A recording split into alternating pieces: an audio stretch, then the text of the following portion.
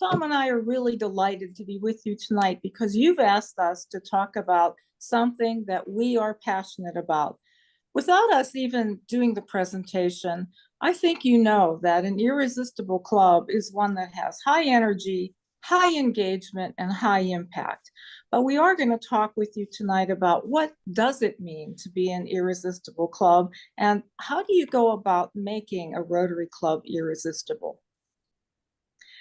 So to get started, one of the first things we have to do is talk about this thing called club culture. You know, Rotary clubs have a product, and the product is the club experience.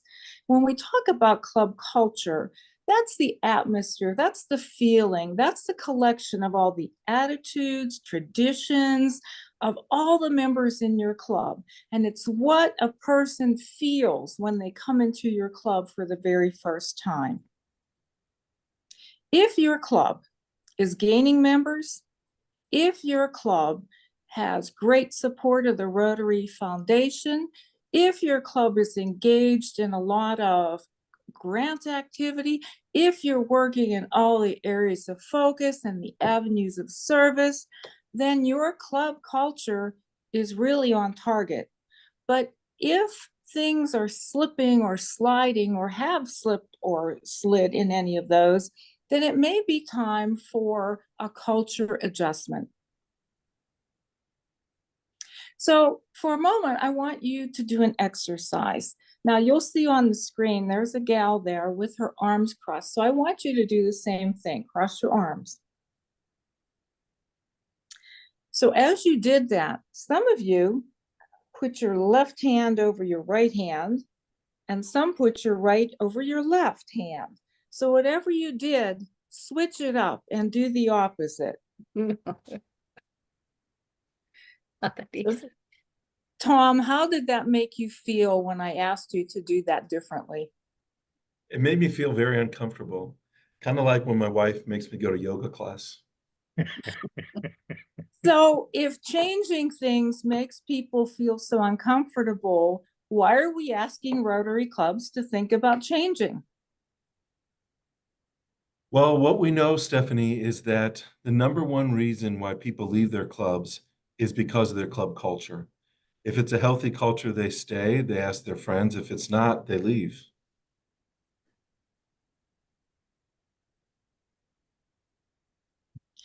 So the question is, how do you even begin figuring out how healthy is my club? Is my club irresistible? Is there something we can change? Are we okay? Or is there something we can do better? Well, the very first way to determine if your club is irresistible or if you have some work to do is to do a club assessment. It really means measuring where you are, taking a look at your club. Where are you right now? And where would you like to be? This is very much like going on a diet. Before you decide, to lose weight, you've got to step on a scale. You've got to see the starting point. And then you employ the things that you're going to do, for diet, exercise, food, whatever you're going to do. And then you get on the scale again to see if you've made any progress. That's what doing an assessment does for a Rotary Club. So assessments are so important. And oftentimes when we get together with clubs and districts, we ask them how many have done an assessment. And so many times we find out that the district or club has never done an assessment. And then when we ask what kind of assessments to those who have conducted them, what kind they use, most of them use exit interviews.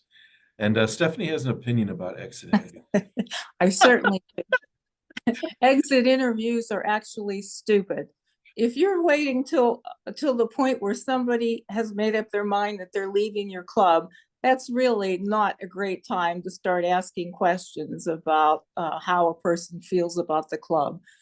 In order to do this correctly, we think that doing an assessment once a year and talking to people as they come into your club is really more important. when a person comes into the club, that's when you want to ask them, what do you like about our club? What attracted you here? What would you like to work on? What could you tell us about yourself that we can't see on your application? That's when you get to find out what kind of expectations people have of being in your club, because people come in for different reasons. Some want the fellowship, some want service right away, some want mentorship, some are looking for networking. When you find out what people want, you have a better chance then to select your speakers, your socials, your projects, and you're going to hit on something from time to time. Now, the other thing to do is to talk to the current and existing members of your club once a year. And that way, you're going to get feedback from the people while they are members. And you're going to get information that lets you understand what's the majority of your club thinking and feeling about how you're doing business. I couldn't agree with you more, Stephanie. It's interesting because if we only do exit interviews, well, people may not tell us the honest answers. I mean, Rotarians are nice people. They might not tell you why they're really leaving. But even if they did, really, we don't have enough time to change that attitude or behavior before they leave. And Stephanie's right. Once a year, it's a good time because if you think about it, our culture is always changing. We have new people coming into Rotary. We have people leaving Rotary. So your culture today may be different than your culture a year from now. So Stephanie, do you want to tell them your story about the New York mayor? Yeah, some of you might be old enough to remember the New York City mayor by the name of Ed Koch. And Ed Koch was very, very um, uh, fond of walking around his city and saying, "How am I doing? How am I doing? How am I doing?" He'd ask it in the supermarket. He'd ask it in the subway, and it was his way of trying to find out one-on-one from his constituents about his performance. And we should be doing the same thing with our Rotary Club members. We should be asking them, how are we doing? Tom, talk about the different kinds of assessments that are available. Well, Rotary has 7 different kinds of assessments. You can Google it or you can go to My Rotary and find them out. We've talked about some of them here today, but they don't have to be complicated. If you want somewhere to start from, you can take the member satisfaction survey, which is for our members. There's assessment tools for our board of directors of the clubs. But really, it's just asking them what they want in their club. You could ask them if they like when you meet, if they like where you meet, if they like your socials, if they like your service projects, if they like how you meet. Maybe they don't want to meet in person, but they want to meet online. But really, if you have a large club with 400 people, then you may have to do an electronic survey. If you don't like the surveys that you find on My Rotary, you can cut and paste them into a Survey Monkey and you can simplify the language. But if you have a small club of only 15 or 20 people, you may want to just pick up the phone and just call them. The most important thing is to find out what they want. And then when you find out what they want, if it makes sense, you need to make that change. So as soon as you do the survey, they're going to feel like they belong because you're asking them. But if you actually make some of the changes, then they're going to feel like it's their club and they'll want to stay and they'll bring in more people. And it's funny because a lot of times we get calls with the clubs having a problem. Last year, we got a call from a president of a club, about 22 individuals. And he said that half the people wanted to do away with the 4-way test. And the other half were adamant that they wanted to keep the 4-way test. So he asked, what should I do? And we told him to do a survey and then get back to us. So the survey came back and it turned out that only 2 people responded they wanted to do away with the 4-way test. They just happened to be the loudest 2 people in the club. So it felt like it was half and half. So that president was able to go back and say, we listened to you, we listened to what you said. And the majority of people wanted to keep things the way they are. So it's not difficult to do, but it's very important to do, and it's important to do it regularly.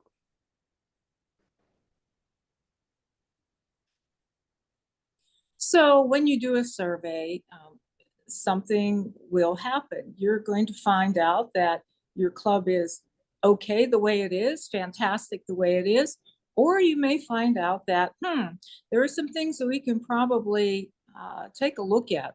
So just like in all other areas of our lives, we come to a point that we have to make a decision. Do we stay and work on the club and fight for it and make it irresistible, or do we decide to take off? Sometimes members take off and leave Rotary altogether. Sometimes Rotarians will leave a club and go to another club. I'm in my third club. The first Rotary club that I was in, I had a very happy experience for 10 years, but then I had a job change. So I moved to the club that was closer to where I was working. However, that club was a lunch bunch. They really didn't do anything. They didn't do community service. They didn't do international service. God forbid they do any like youth. So they didn't do anything. They simply got together to eat. Well, by that time, I was a past district governor and I certainly needed more. But you know what happened? When I would stand up and say, how about we try?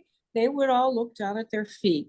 Or I'd say, hey, can we do this? And then they, say, just or look around. And nobody wanted to do anything. So I decided to take off and I joined the club right next door. And that's the current club I'm in, the McMurray Rotary Club. Very active, fantastic. And I've been happy in this club for over a dozen years now. So sometimes it's a matter of taking off and looking, where there might be another place that you can fit. But sometimes there's not a club. There's not a club that helps. And, you get to a point where you're frozen. You're frozen because you don't know what to do because there's nowhere to go. You realize that your Rotary Club isn't doing what you needed to do to meet your expectations. And you've looked around and there's not really a better option for you. So, one of the things you can do is see if there are any spark plugs or people in the club who can help you create the kind of change you want. That's what I did wrong in my second club. I tried to change it all by myself. And again, being a past district governor, nobody really wanted to listen to me. What I should have done was look at the club members and see who might think like I do about making the club different. But then again, as we said, sometimes there's nothing you can do that will make that club better. In that case, there is some evidence to suggest that starting a whole different kind of club is going to be a better way to create exactly what you and other members like you are looking for. Tom, do you want to talk about starting a new club? Absolutely. Now, Stephanie is part of what she calls a legacy club. I'm also part of a traditional club. There's the same definition. It's a club that meets 4 times a week, usually at a country club or a Four hotel. times a month, not 4 times a week. Oh my Oh yeah, gosh. I'm sorry, I'm thinking of my current schedule. 4 times a month. Um, But you're right, Stephanie. If we were appealing to everybody, we'd have tens of millions of people instead of just 1.4 million. So these new clubs sometimes reach out and bring those potential people of action into a club that doesn't exist currently. Now, we're not saying that we don't love our legacy clubs because we do love our legacy clubs. I would never leave my clubs. My friends are in it. I know Stephanie is very happy in her club. I've met the members of her club. They're great. She wouldn't leave either. But the great thing about these new clubs is they have some advantages that our older clubs don't have. And after starting a number of them, what we're realizing is they help Rotary grow quicker. The Rotary International Growth Committee, they study various areas of the world, and it turns out that the areas of the world that are starting more clubs than they're losing are growing. And the areas of the world that are losing membership are losing clubs and not starting new ones. So the thing about these new clubs is they grow Rotary quickly. When you start a club, you add 20 members at one time. To add 20 members to your current club might take a little time to do, especially when you're losing members along the way. They also retain members longer. Now, why is that? Well, a lot of the new clubs, actually the majority of new clubs that are being started are what they call cause-based clubs. So what's a cause-based club? It's a club that focuses around a particular cause. Their speakers are about that cause. Their service projects are about that cause. And nowadays, a lot of individuals want to focus on one cause and have a great impact on that one cause. And that's especially true with younger people, with the environment. And it's interesting because when we look at when we lose our members, we lose most of our members in the first 3 years, more than 50%. But we found out after the 3 years, people stay. Now, why is that? Well, they're like you and me. We have our friends. We would never leave our friends. But these cause-based clubs make the people stay for that cause, and it makes them stay longer. And then by the time they've working on the cause, they have those friends, and Rotary has them forever. These new clubs also attract younger and more diverse members. You know, we are all told in my generation we should go out and serve, and that's what I do in my traditional club. We rake leaves for those who need it. We make sandwiches for the hungry. We pick up trash along the highway. But if we go to a young person and say, join our club, pick up trash, it doesn't really go very far because, again, they want to focus on that one area they want to focus on. But the main thing to remember is this works with Rotary clubs, Rotaract clubs, satellite clubs. You can even have a traditional club that has a cause-based focus. But the important thing to remember is it's not hard to start them, and there's a lot of people who can help you do that.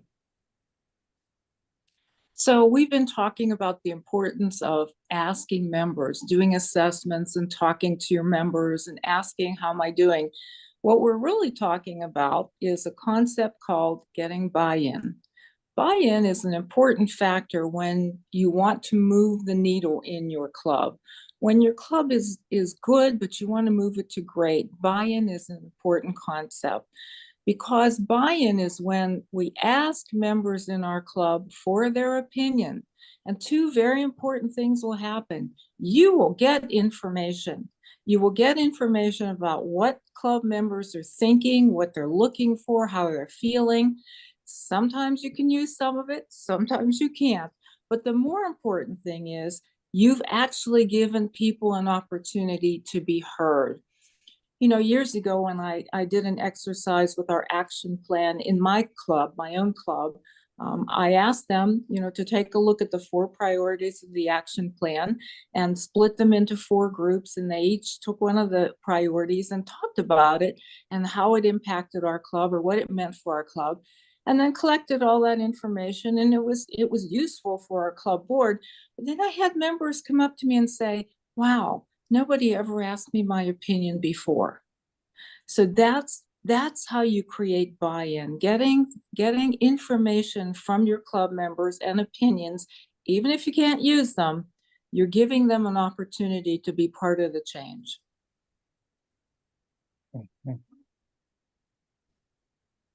Now, we mentioned earlier, you heard us talk about this term influencer or spark plug. Spark plugs are important people in your club who can help you talk about the change. And these spark plugs and these changes don't have to be monumental changes. They can be little things, but you want to find people in your club who can help you turn your club into that irresistible experience that we've been talking about. Now, you know who they are already. You don't even have to see this list, but these are some of the things you look for. The people who are the good communicators, the ones who have the energy, they're not afraid to try things, and they're constantly being creative. These are the people that you can turn to when you have some thoughts and ideas about moving your club from good to great. Stephanie, would you say those people have gumption? You would say that. In addition to the spark plug, it will help if you can find a catalyst. Now, what's the difference? Well, a spark plug is a person who believes in the change, believes in the idea that you're suggesting, but the catalyst is actually somebody in your club who can help remove barriers for people to try something different. For instance, I was working with the club, and somebody asked the question, well, how many of you have an account in Rotary, in my Rotary? And very few hands went up. But there was a member in the club who said, all right, guess what? In 2 weeks, we don't have a program. We have a club assembly. I want you all to bring your iPads or your phones or something, and I'm going to show you how to get into my Rotary, and we're going to create accounts for everybody. That was the catalyst for that club. So once you decide that you have the assessment, you get the buy-in, you're going to make a change. And it's important to make the change the right kind of way. So Rotary actually has what they call a change model. And the interesting thing about this model is it progresses in a wheel. But as you see from this diagram, you don't only go forward. Sometimes you have to go back a little bit if you haven't made enough progress in a certain step to make sure the whole change happens. And we're not talking about big changes. Sometimes it could be small changes. I remember a few years ago, we were at a president-elect training seminar, and we went around the room and we asked each president-elect, what is the one change you're going to make? And so people had some really big changes. Everybody was excited about the upcoming year. We got to one gentleman, his name was Troy, and we call him Troy the Pie Guy because he never gave us his last name. But Troy, the reason we called him Troy the Pie Guy is because he said the one change he wanted to make was he wanted to have pie for dessert. And of course, I see you all smiling and laughing, and that's what we did too. But it's interesting because we ran into Troy a few years later, and his president year was very successful, and his club grew to the second largest in the district that he was in because he went from a culture of being resistant to change to one of accepting with change because the pie went over well. And so people, wanted to make sure that they would have other ideas if they had them. They started bringing them. So they started reviewing other things, and small changes led to big changes. So sometimes it's just a small change. So the first thing you have to do is an assessment. Now, we talked about that. That's when you find out what the club wants to do, what is the problem, and also considering what kind of tools you may need to move that forward. The second is designing it. Um, Designing is when you want to increase the vision for your success. So what you do is you talk to your members, you paint the picture. You say, we're going to do this change because we want to have a certain result. Maybe you want to increase membership. So if we make it more flexible and have a satellite club, will increase membership. We want to have virtual meetings. So you can decide what kind of tools you need. You might need a soundboard, or you might need an owl camera. So that's what you're doing in the designing. Then when you go to the build, this is a very important part because it's where you communicate with your stakeholders. You have to communicate with them. You have to tell them why you believe it's a good project to start. If you don't have any examples, you can look in the Rotary magazine. You can point to examples of clubs in your district or other districts that had success by making that change. So after you assess, design, and build, then you have to implement. Now, this is an important phase, and what you want to make sure when you're implementing the change, don't come in too heavy-handed. Nobody wants to be told what to do. They want to make sure that even after the change, you're going to be valuable. And Stephanie's got a great story about a man named Byron in her second club. In my first club, I met Byron, and Byron had been the treasurer in that Rotary Club for 34 years. Oh my God, what in the world was wrong with our club? We should have said to Byron, you've done such a great job. Can you put a manual together so we can get another person to be treasurer? And we want you to do our flag project or to organize our gala or our golf tournament. But to have somebody in one job for 34 years was not the best thing for our club to do. But we don't want to lose Byron. We don't lose those members. They can add a lot of value in other ways. So we just want to be thoughtful when we're implementing that change. Now, we want it to be sustainable. So if you're a governor or you're a past district governor, you want to make a change, make sure you include the whole DG line if you're a district. If you're a club president, make sure that you include your president-elect and your president nominee. Troy didn't change to pie because he wanted to have pie 1 year. He wanted to have pie going forward. So if he includes his governor-elect, his president-elect, his president nominee, then the club will do that. Now, once you get through and you make that change and you're successful in that change, it's time to do an assessment again and do it all over again. Like we said, your culture is always changing because new people are coming in, old people, older people, previous people are leaving. So you keep on doing that. It's a wheel, you keep on working. So now comes our favorite part. We'd like to take any questions you have. We know that you have questions. You're on this Zoom because you were intrigued by the title of it. So we're happy to answer or try to answer any questions that you do have. I'll ask the first question. Go ahead, Joe. Many of us here are not club presidents. Mhm. A lot of this has been for club presidents and how you can change your club. It's great information. It's wonderful information. How do I, as somebody who's not a club president, bring some of these changes to my club? Oh, Joe, this is not for club presidents. This is Okay. for any Rotarian who wants to see a change in the club. You know, I told the story about, being in my second club. I wasn't the club president, but I was certainly trying to, make suggestions and be creative and try to get the club to move off of dead center. So the suggestions and recommendations and ideas that we're sharing are for anybody. Certainly, if you have an idea, you want to share it with your president, you want to share it with your board, and maybe they'll be the spark plugs that you're looking for. But this is not at all limited only to club leadership, not at all. Okay, I find that your idea of making an assessment is very interesting. A few years ago, our club did visioning exercises, which I think are the same thing as doing an assessment. Now, when I look back on the visioning exercises, I think there's maybe still, 15 members only of our club that were around when we did the visioning exercises. And if I suggest an assessment, those members are going to say, oh, we've been there, we've done that. How do I don't know, how do I convince them and how do I convince the other members that we really need to do this and to get answers? Go ahead, Tom. Sure.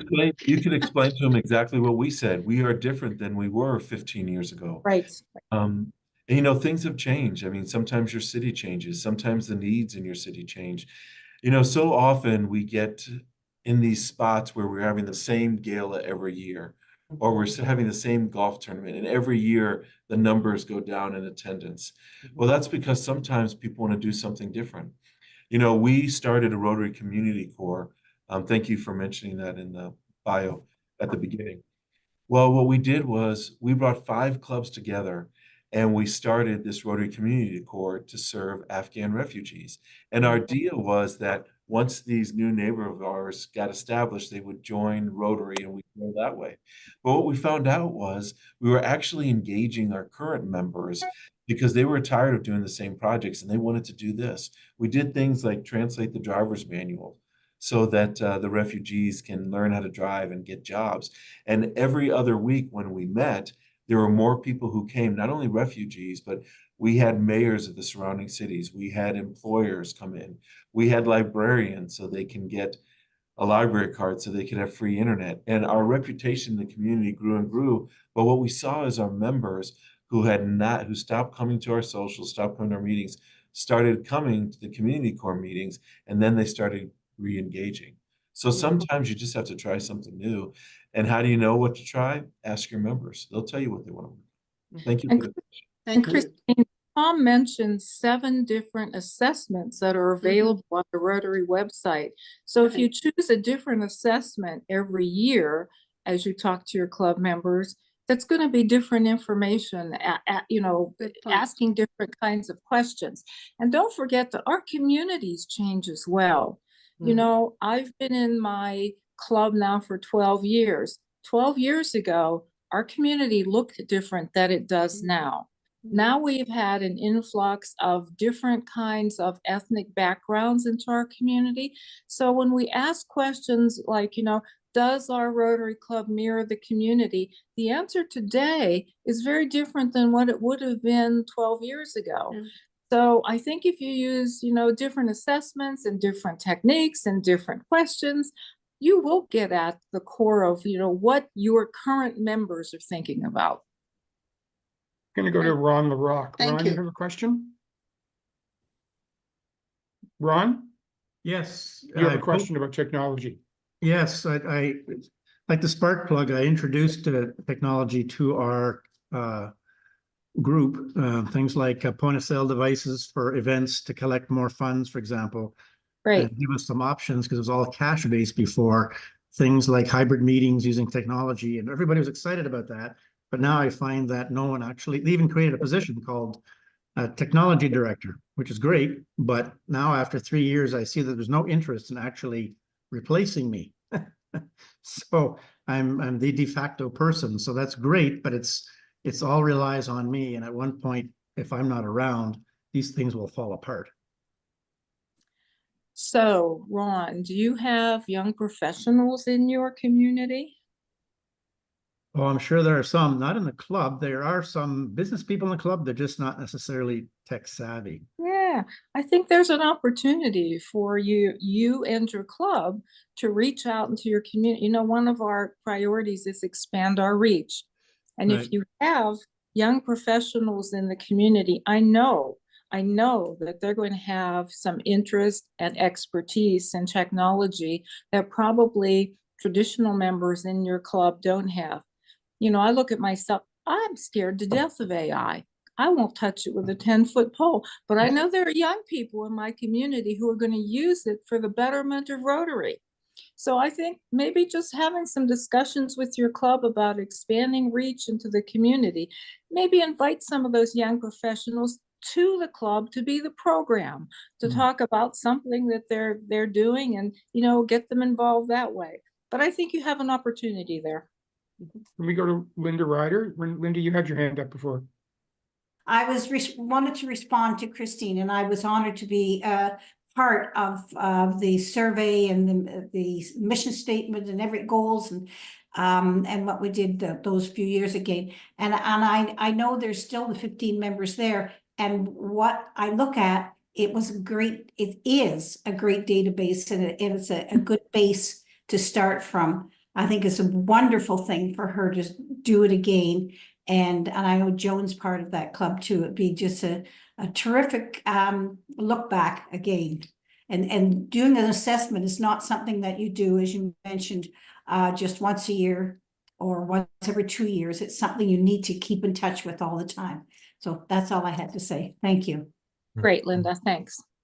John Barrett, you had something you wanted to add? Yes, a couple of observations. I'm the incoming president-elect. I have been here before this time. I think I know what I'm doing. I support the survey. However, people are afraid of change. They're nervous that things are going to get worse.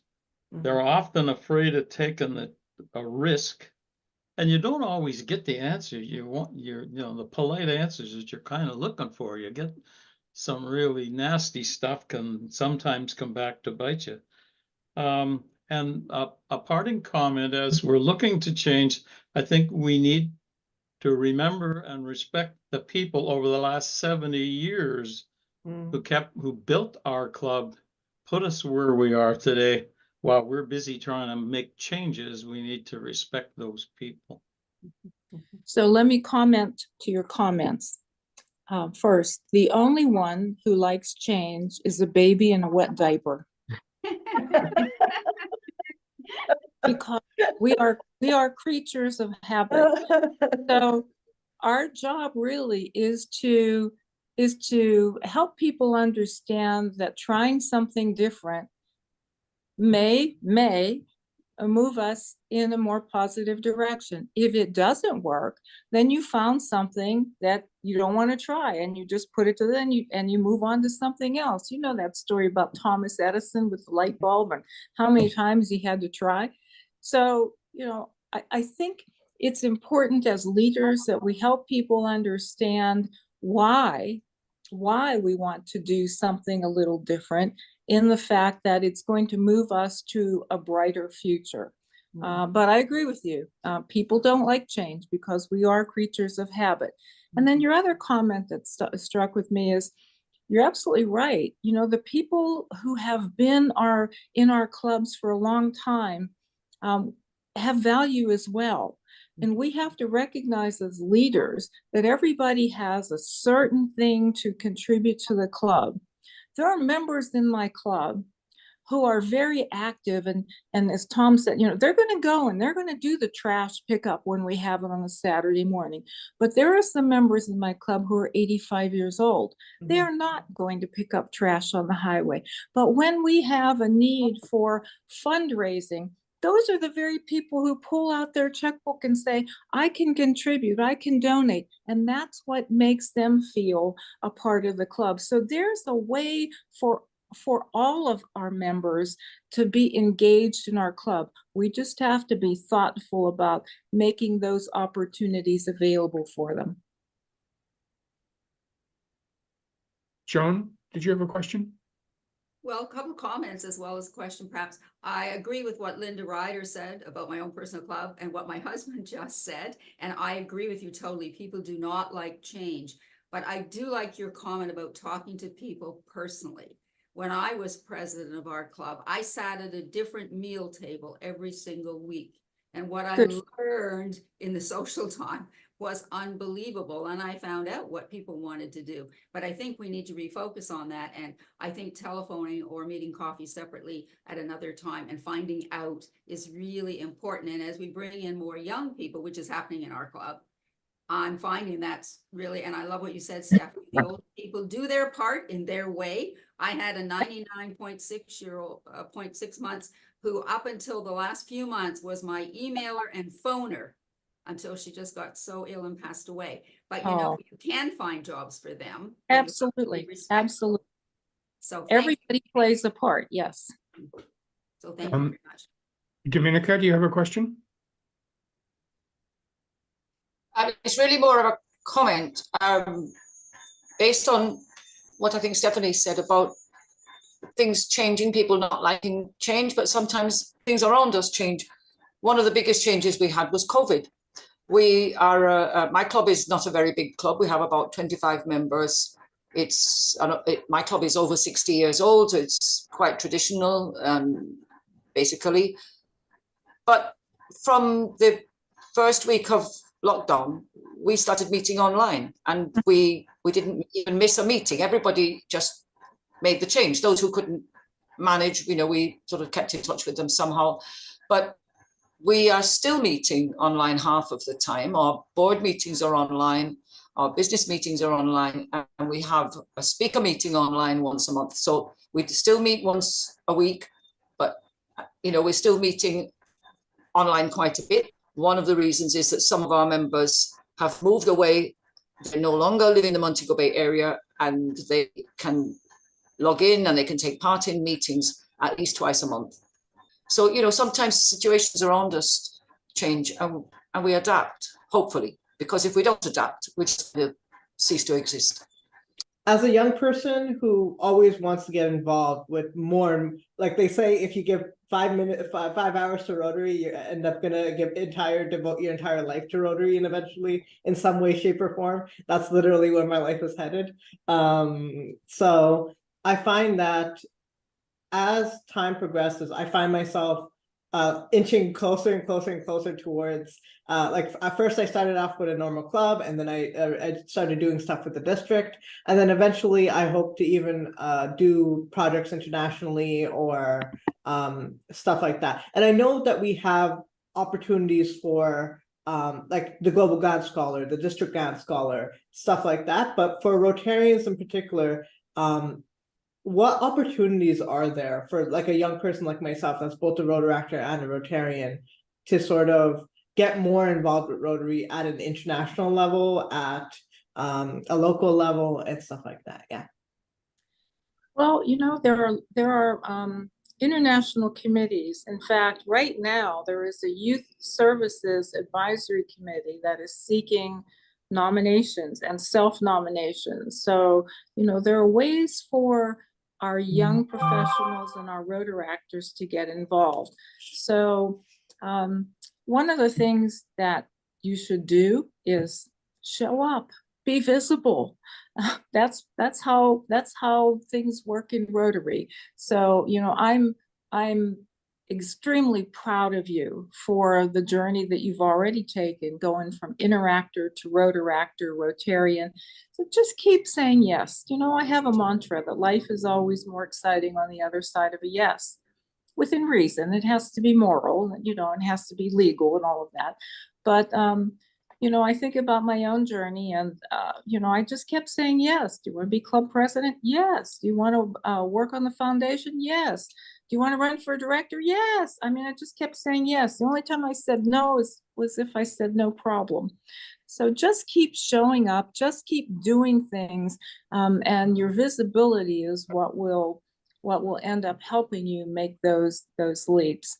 It's especially true within your district, and then especially true within your zone. So just keep saying yes.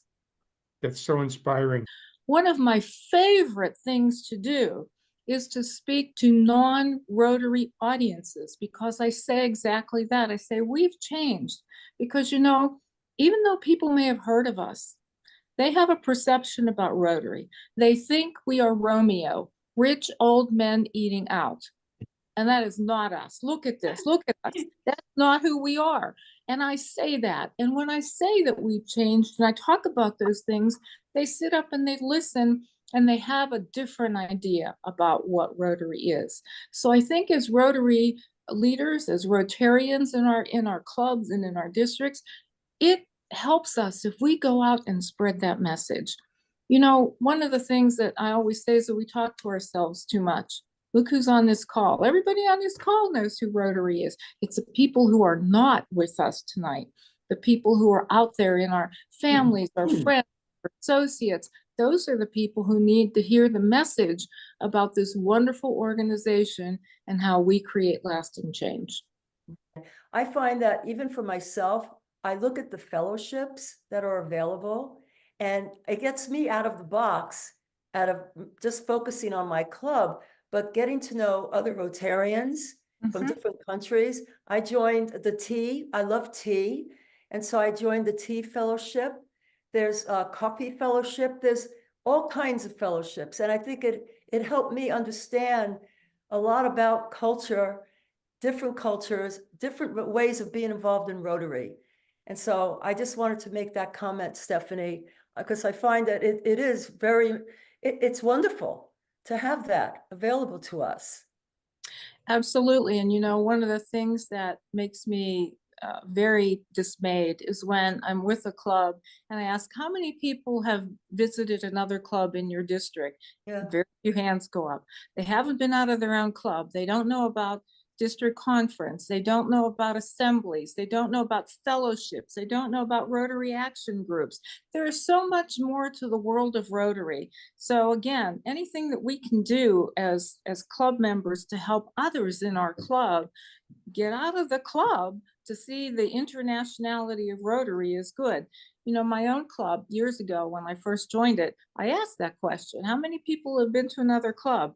And less than half of the hands went up, much less than half. So I said, you know what, we need to fix this. So I organized a road trip. And on a certain morning, we got together and we had 3 or 4 cars and we went to the club next door. Now they were meeting in a place that had a buffet. So I didn't worry about, was there going to be enough food? And we didn't tell them we were coming. So when the 15 of us walked in, that other club looked up and they looked deer in the headlights like, oh my gosh, what are they here for? They're going to take us over. It was so funny.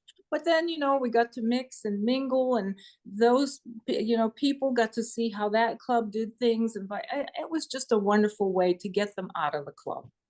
Thank you. Stephanie, I'm just gonna call my own number here for a second. You talk about getting out of your own club. As a new member, I had the naivete to actually start something where I had to sell tickets to a number of other clubs in our in our region. And people said, "Oh, well, you can't go to those clubs." And I said, "Yeah, well, watch me." Why not? And I went to a whole lot of clubs in neighboring clubs, and I Mhm. sold tickets for an event. And over the years, that's now become an event that is produced, it's created and run by a number of clubs. And so it's become a regional event. And I know exactly what you're saying about getting out of your silo, which is your own club. And there's nothing wrong with your own club. I mean, it's fabulous. It's fantastic. That's what we all love our clubs, but there's such a value in getting out. I'd like to really commend you and Tom for a wonderful presentation. I've always been passionate about membership. I found it's really only in the past few years that there are really great ideas coming out about different things we can do, and it's, as you said, get out of the box, really. So this has been energizing. There have been great ideas, and it's very engaging, and I can't wait to see what I get to take back to clubs when I start to do my visits. So thank you very much. You're welcome, Virginia. Thank you for inviting us.